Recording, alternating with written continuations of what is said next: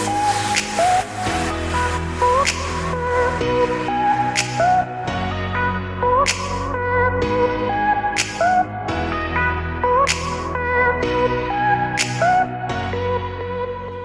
to all the debt warriors listening, and welcome back to another episode of Millennial Debt Domination. I'm your host, Katie Fata. A debt management plan is carried out by a nonprofit credit counseling agency, such as Navicore Solutions, that helps you lower your interest rates and monthly payments depending on which credit accounts you have. Today, I'll be joined by one of Navicore's clients who is currently enrolled on her own personalized debt management plan, Erin C.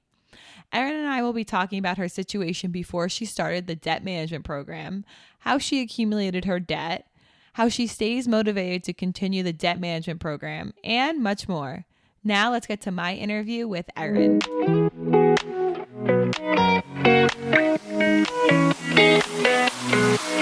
Hi, Erin. Thanks for being on the podcast today. Oh, thank you for having me. I'm looking forward to hearing more about your story and for our listeners to hear more about your story. So let's get started by talking about your situation before you started the debt management program. Sure, yeah. So it's just a few years before the debt management program, I was making a big transition from nonprofit work to getting my MBA just for a career change. So I had previously, before the debt management program, hadn't really struggled with debt before. So for me, it was really that key transition into graduate school and living in San Francisco at the same time where that debt really compounded. So after you graduated from your undergrad and your MBA, did you have student loans from those? Yeah, I did. So I was very lucky with my undergraduate degree where I had only about $18,000 of loans in 2008.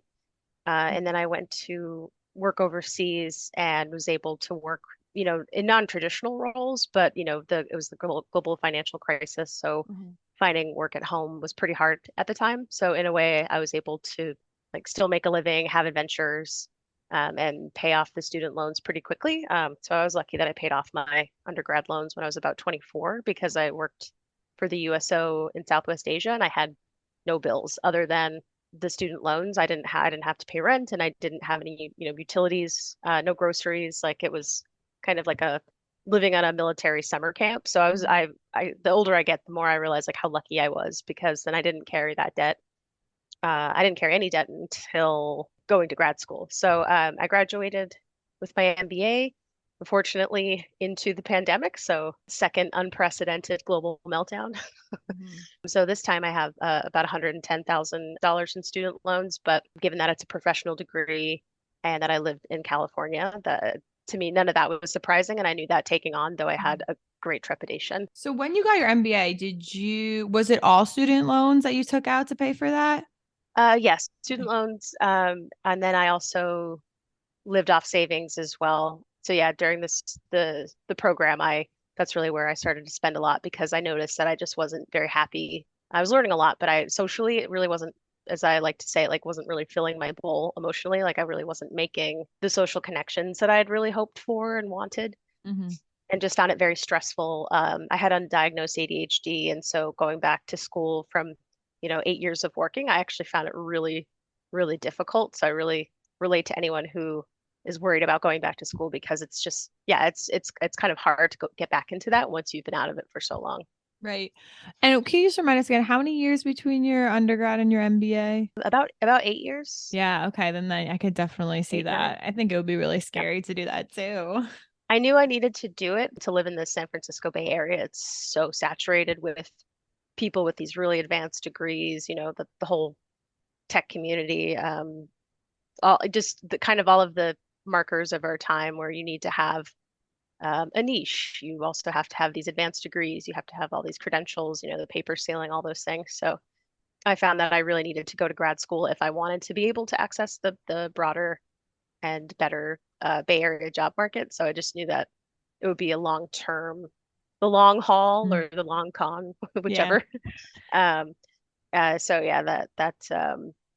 just knew that it would be really expensive. I didn't want to relocate for my graduate program because I had lived in the Bay Area for a few years by that point, and I wanted to I love where I live. I have a rent controlled apartment, which is like a miracle. So so those are the choices I made and trade-offs, So I knew So it cost me a lot more money, but it emotionally I didn't have to like start over completely brand new in like a new city. Definitely. So, in addition to the student loans, when did you start accumulating other debt?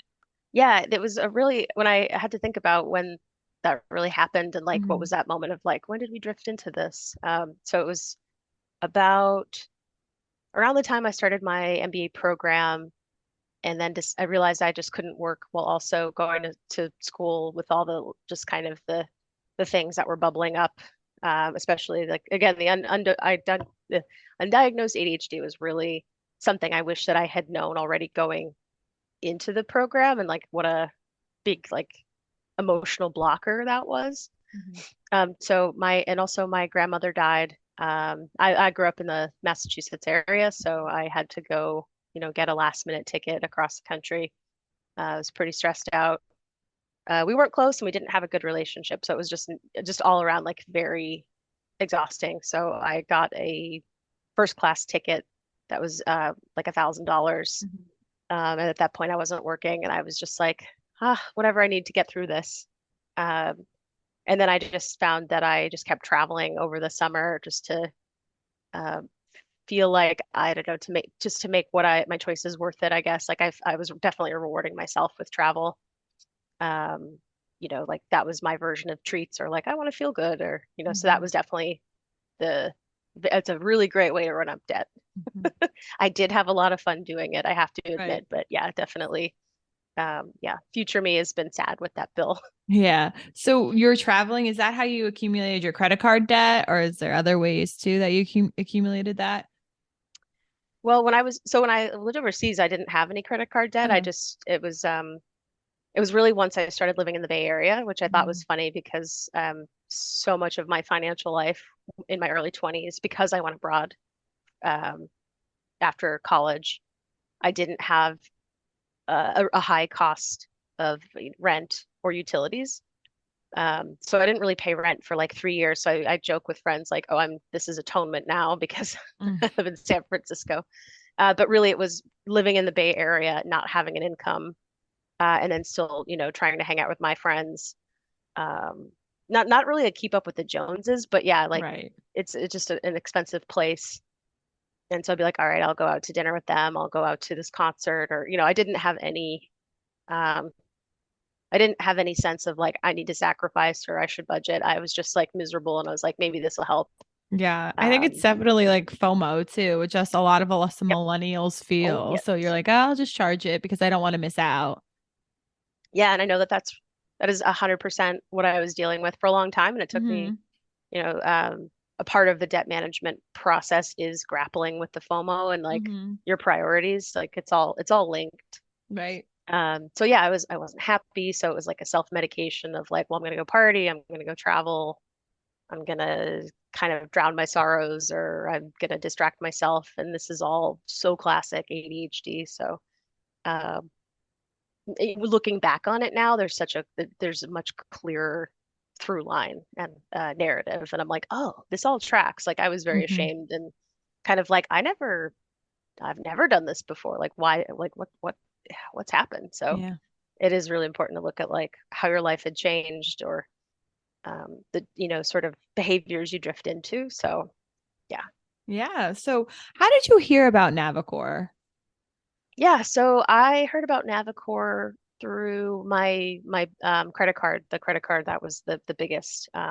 So just as a background, I have three credit cards, so two regular, Citibank, Chase, and then one through my credit union in San Francisco that's got a very nice low APR Hmm. comparatively. So I maxed out all those cards over. Um, Really, it culminated with like the pandemic because I was in my MBA program for about 3 years. It just took a long time. I didn't work over the summers or I didn't take classes over the summers, and 2 summers I didn't end up working, which was just like, all right, well, I'll go travel. Hmm. So I very much created or fell into a life where there wasn't a lot of structure. And so um, I did spend a lot. And Yeah. then the pandemic happened. And of course, nobody saw what that would be or what that would mean. So I was job hunting at a particularly not great time. Um, and I just have to laugh that I'm like two for two with like 2008 and 2019, where it's Mhm. like, oh man, Mhm. how does one girl get so lucky? So I graduated in December of 2019, and then I was job hunting, and there were so many near misses. That was such a hard year for everybody. But yeah, I was unemployed for all of 2020. I'd almost gotten a job, but then it froze because COVID really, the restrictions were really picking up. So that was like April, March was the shutdown. April is when the role that I had been interviewing for got frozen and Mm. then just sort of disappeared. And then I didn't have any more student loans coming in to Mhm. fund my profligate lifestyle of traveling the world. And so I stopped paying the large credit card. And of course, I was paying the minimums, so it was really treading water. Mhm. Really not a great place to be. And it was very stressful. And I wasn't sure I could stay in San Francisco, but I ended up luckily being able to stay. But yeah, so let's see, I had to stop paying for like the last half of 2020 or something. So maybe six payments or seven payments. And then that's when I was able to work with the debt management program. I eventually got a job and started in January of 2021. And then I waited until I had enough cash flow to be able to, consider a budget. Because up Mhm. until that point, it was like, very emotionally, very scary of like, well, will I ever work? Or, because, being a post grad school, first job is really important. And it was just very fraught. And I know that was that way for everyone. Um, so I didn't feel as isolated or like ashamed with the situation as maybe like if there wasn't a giant pandemic and then it just feels like a personal failing on your part, but it's just like the market itself was just so, you know, force majeure beyond anyone's control.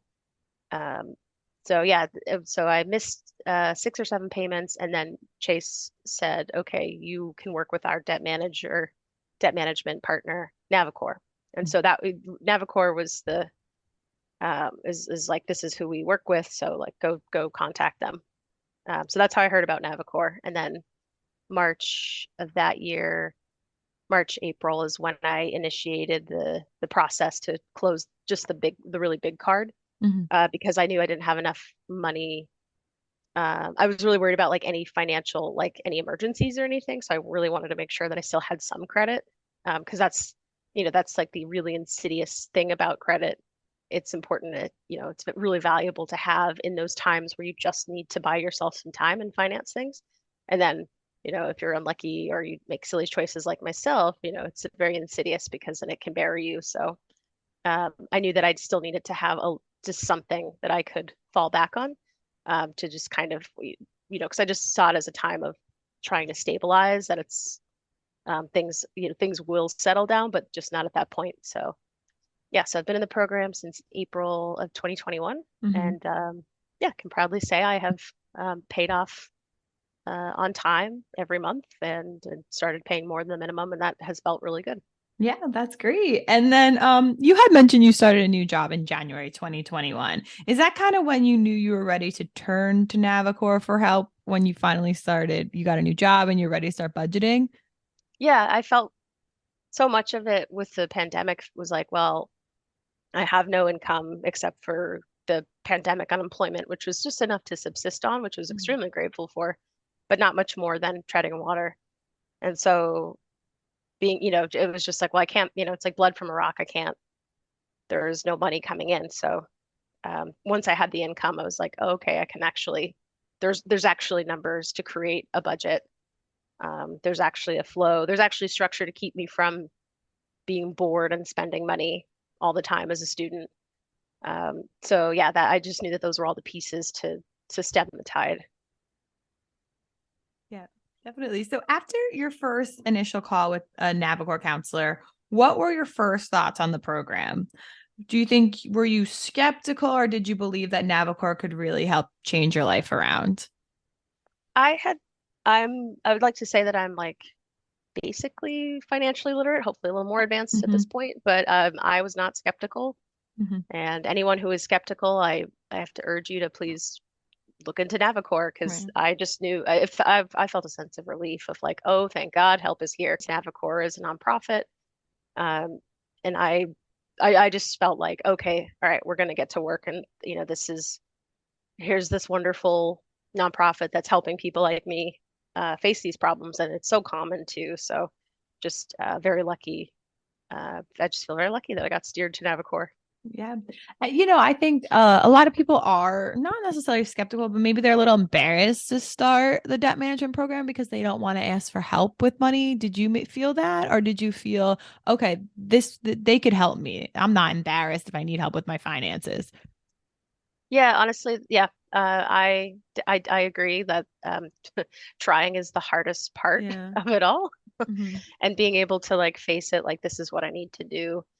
Yeah. And for me, I knew that I did not want to over rely on friends. I don't have uh, a family as such to fall back on, so it's really like I have to make sure that I'm a better steward of my own money. So yeah, I felt very ashamed compared to other friends Hmm. who rode out the pandemic and were working and just bored. Hmm. But by the time I got to Navicore, I didn't really feel ashamed anymore. I know this is a common problem. I know that the statistics are horrible about how medical emergencies bankrupt, Hmm. I don't know, 1 million people a year in this country. There's just all these things that are really huge things that are structurally wrong with the US and leads people into these situation. So, but yeah, by the time I got to Navicore, I was just relieved, like, okay, I'm ready to tackle this, like share the burden kind of thing or unburden myself. So I was just very ready.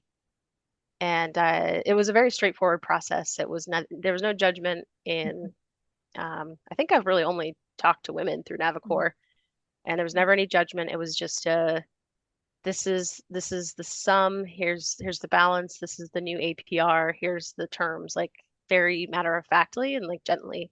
Hmm. So and just knowing that if things change, there's forbearance, or there's ways to, like the idea is that Navicore wants to work with you and work Yeah. with what you've got.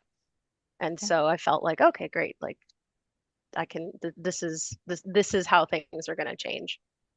Because if I had to keep my APR as for the balance that I had, which was about 30,000 on the credit card, and the APR like I don't know 20%, there's no getting out of that. So there had to be this big overhaul, and I was ready to do that. Yeah. So when you were ready to start the program, did you feel more confident that you would eventually become debt free after you started? The thing I'd like to highlight for me is Hmm. going from short-term thinking, and definitely with like the ADHD of like now, now, now. Hmm. Um, it was hard enough to swallow the idea of how long my graduate degree was going to take me, and like the years around my life being reordered, and trying to reset and like make a new career was extremely daunting. And then to see when I went and did my Navicore intake that like you can pay this debt off at your current salary in 4.4 years. So Hmm. what is that, 40 months? And that it definitely made me feel like this is too far away, too abstract. But I feel really lucky that I had good friends that I can talk to about money, and it's not a shameful thing. It's just like kind of like a sounding board and very supportive and very much like, here are my goals and this is what I want. So that I had enough I had enough and like the right emotional support of like, this is what you got to do. Or I wasn't spending any money anyway when I was in COVID lockdown because I didn't have any income. So I actually really did become a good home cook in the way. And when I say I'm a good home cook, is that I make food for myself and I actually like to eat it instead of making something, hating it, and then wanting to get takeout. Hmm. And that was a huge, the cost of food in San Francisco is just bananas. It's just so expensive. So eating out is probably the biggest variable cost. Hmm. So yeah, there's a lot of things that we're starting to build, like skills I was building to really change that behavior. Hmm. Um, and so yeah, I was just like, okay, it's really about making a plan, and it's a real smart. I would say this is the biggest SMART goal I've ever had because it really met all of the requirements. So yeah, when I first started, I was just like, I don't know if this will ever get better, but my brain wasn't used to thinking about long-term thinking, and that's kind of a part of the transition of adulthood is just thinking like I don't know, a few months at a time or a semester at a time to 3, 5, 7, 10 plus years all the way to retirement. So it was a big shift across the attitude I had for my life. Yeah, so I'm on track to pay off that gnarly massive credit card bill by the end of this year, and I'm just gonna just sigh in such relief. And really, the way I celebrate that is I just can't wait to see that money going because I already built this practice of watching that money go out and always having that as a bill, and it's always paid. It's always paid first before I save anything for myself or like fun bucks. Hmm. So in a really great way, this is like the financial health scare that I needed to get my house in order.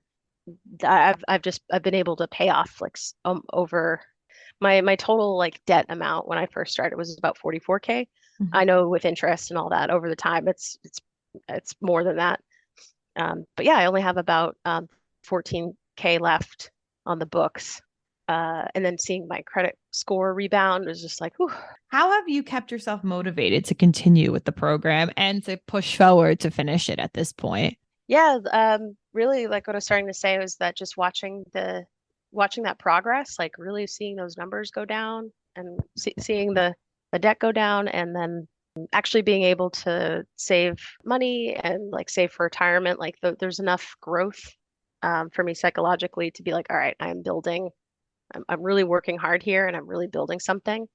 And it took me a very long time to accept that the amount of money I was saving through paying off my debt wildly exceeds what you can make off of saving the same balance, but with, the interest rates as they are. And that never felt satisfying. But as I really got to know my numbers, as I was saying, like that financial health scare, is that now I know my numbers, I know my net worth, I really have a picture of what's going on, and I really know what my priorities are. But then also feeling very relieved and proud that like, hey, I'm independent. I take care of myself. I see my bills. I see them paid off every month in full on time. Like, yes, like I feel like I'm building a foundation of stability in my life I didn't have before. I Hmm. had to learn how to say no and get comfortable. But then I got to a point where I realized that I didn't really necessarily want to do all the things that my friends were doing. It became very intentional. And so I just feel like this whole process has been really transformative, but I also really prioritize the debt. Yeah. It's like on top of mind for everything. And really once I paid off that middle credit card and then started to be able to pay more down monthly for the debt management program, I never use the credit card, but I always try to use cash. I have a budget. I know my numbers for my 401k contribution, my Roth emergency money, all those things. So, Erin, you had mentioned that you have, an emergency fund going, investments going. So, how do you balance the debt management program with your other financial goals? Yeah, it was really hard at first. And that's why I waited a few months to have a more positive cash flow before enrolling into the debt management program to like just have at least $1,000, ideally five, in emergency funds. So that's been the goal. In order to pay off my debt faster, I had to kind of deprioritize it. So I kept it a lot lower than I would like to. But yeah, so I did not enroll in my 401k at my current job for the first 6 months. And I regret that because I made enough that I could meet the 3% match. And that amount of money it wouldn't have covered the bills that I had. So it was just worth it to have started earlier. For me, I needed to see something growing that was mine. Like I was saying, that watching the debt go down is really important, but it wasn't satisfying to be like, oh, you're actually saving a lot of money in debt by actually prioritizing prioritizing the aggressive repayment because of all the interest. And it took a long time for me to really accept that that's a win. Yeah. I mean, saving something is always better than saving nothing, we always say. So that's great that now you're saving for your retirement through your new job too. And it seems like your new job was kind of a change you made in your personal life that affected your financial life. Would you say that? And would you say there are any other changes you made in your personal life that affected your financial life? So I got my first post MBA job in 2021, and then I left that job the next year and got a new job in January of 2022. That monkey barring to different roles really paid off. Yeah, so for me, I just needed to know that I was building things and really seeing progress and in a lot of different ways. And then again, with the emotional support from key friends, Yeah. is how I stayed motivated and sane. Do you kind of mentioned before that you started cooking at home? Do you think that helped you, was something that changed that helped your financial life? I think that is the number one change anyone Yeah. could make that would Hmm. make a difference. Now, again, it's the time. Yeah, anyone I know that has money issues, if they didn't eat out, they would save so much money. So that was huge. I kind of want to jump back into the debt management program. So Oh, yeah. you're 2.5 years in, almost a little less than about 2.5 years in. Have you seen the light at the end of the tunnel yet? Do you think? Yeah, I have. And I definitely am feeling it. And I think I was saying it before that I really see the path for payoff and it's actually very soon. It's going to be within the next 6 months where I can pay off the rest of my debt. So yeah, the path to payoff is so quick, is so close, Uh, and I am so I'm like excited and mhm. relieved and like joyful and elated in a way that I didn't know would or could happen. So I definitely, when you ask the question about like how did it feel, were you skeptical about going into the debt Mhm. management program? Of course, the beginning's the hardest part Right. because you don't know it's there's still a lot of unknowns and how's it going to feel and the strain. There's just a million things, but looking through it, I would say a very relatively quick time, a little less than 2.5 years. I Yeah. feel transformed. But yeah, definitely end of the light at the end of the tunnel. Like I Yeah. can already see it and feel it, and I feel really good about it. And Uh. that's why I wanted to share my story. Well, Erin, thank you so much for sharing your story with us. I think that a lot of people, especially millennials, will be able to relate to you. So again, thank you for joining me on the podcast today. I hope I hope this is really valuable for those who listen. And I love the work that you're doing, so I'm really happy that I got to meet you and be a part of it. Oh, thank you so much.